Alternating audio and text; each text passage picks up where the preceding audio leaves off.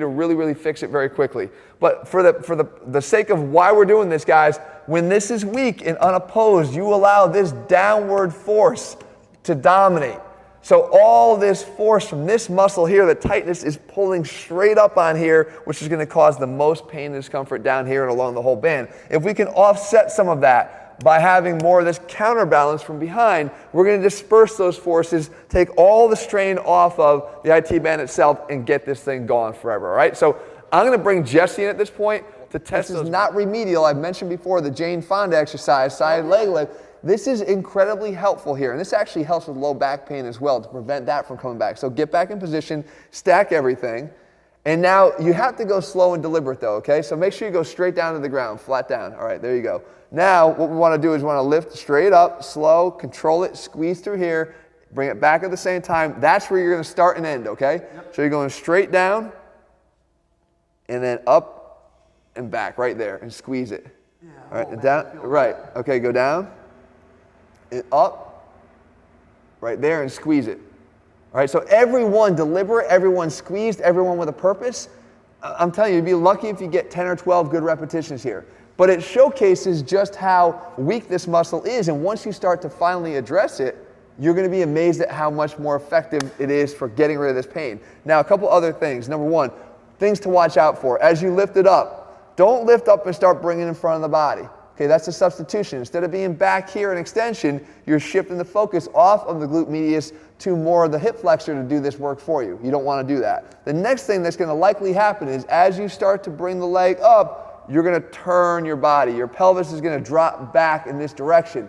That's no good either, because what's happening there is you're trying to, this weak glute medius is begging for help and trying to get help from the hip flexor on the front side, or maybe even the TFL, to lift up for you. And we don't want that either, because all you're going to do is feed more into the problem you've already caused, this imbalance between the two. All right, so the second exercise I want you to do to really start to strengthen up these weak glute medius is to sit on a bench. When we run, a lot of cyclists, a lot of runners will get this problem because they're going through this continued cycle of a straight leg and then a bent leg, a straight leg and a bent leg. And what happens is, you can imagine this band, this tendinous attachment down here at the knee, when the leg straightens out, there's the most laxity that there's going to be on it. And then when I bend, I start to bend that structure that's already tight, and it builds that tension, and then it kind of snaps. That leads to a lot of the irritation, repetitive irritation of the outside here. So you want to make sure that you're strengthening this under load in all scenarios of extension or flexion of the hip. So what we can do is we can take a band like this, you step through it like that, so you just step your feet through. All right, now you wrap it around here, you cross over once like Jesse's doing there. Now you take this band, you're going to wrap it around the knees one more time, so over the thighs and under the foot. Over the thigh and under the foot. Okay, so now you've got basically this resisted structure here for your hips. Now, however far apart you keep your feet is going to determine how much more tension you have on that band. But about hip width apart is a good place to be. And now from here, you're going to go and spread the legs apart, go out into abduction, and then you come back in. Again, deliberate, good repetitions, out, squeeze, hold. You can feel it right in that spot, right? Right through the glute med. Okay, now you would do a set of like 10 good, well-intentioned repetitions here. Now, this is with a pretty upright torso, so we have about 90 degrees of relative hip flexion. If we want to make more hip flexion, you just bring your torso forward. Right now the hips are flexed a lot more towards the trunk relatively. Instead of having to move the hip up, we move the torso down. Now we do the same thing. Oh. Sound effects included here.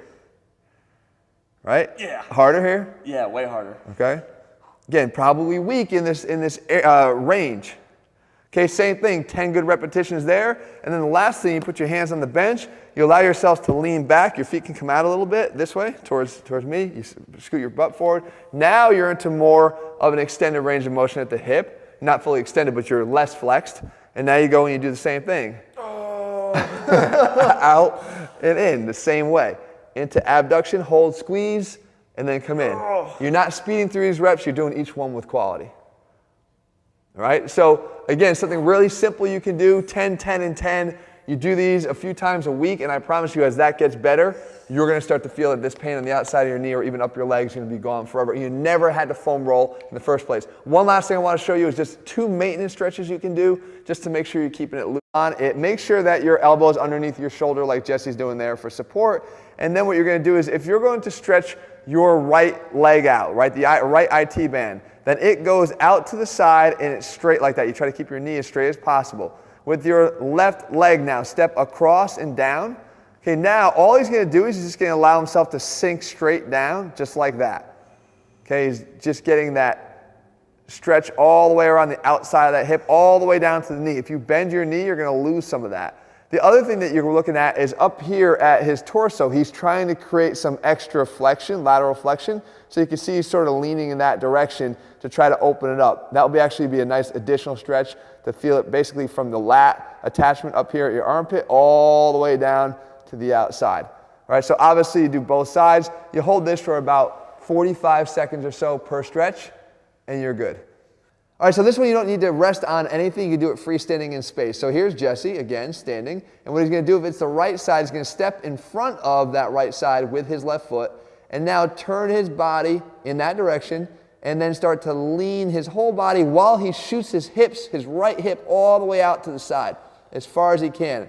I can hear him groaning from here. So the left leg there that's in front is actually trying to hold his right leg straight and keep his knee from bending in the back. Is that what you're doing there, Jess? Yes, sir. All right, so then you basically reach out and you kick that right hip out to the side. Come back up again. Relax. Do it one more time. So again, step there across. Now you're lean that way. Kick the right hip all the way out to the side, straight out to the side like that. And now lean down and try to touch to the outside of your foot over here in this direction.